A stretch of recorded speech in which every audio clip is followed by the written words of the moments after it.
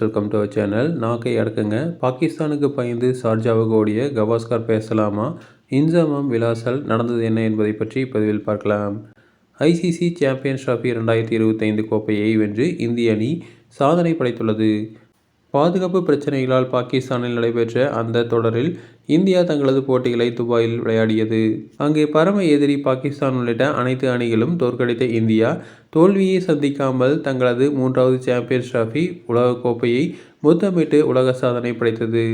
மறுபுறம் தொடரை நடத்திய பாகிஸ்தான் ஒரு வெற்றியை கூட பெறவில்லை. குறிப்பாக நடப்பு சாம்பியனாக சொந்த மண்ணில் களமிறங்கிய அந்த அணி நியூசிலாந்திடம் தோற்றது.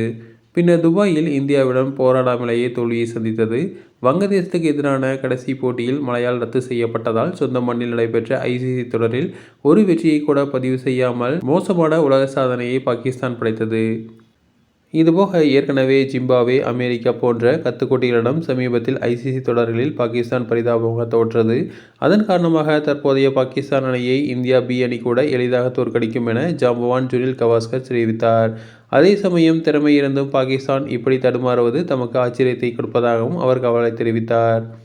இந்த நிலையில் மரியாதைக்குரிய கவாஸ்கர் பாகிஸ்தானை பற்றி இவ்வாறு பேசாமல் நாக்கை அடக்கி வைக்க வேண்டும் என முன்னாள் கேப்டன் இன்ஜாமம் அவர்களுக்கு தெரிவித்துள்ளார்.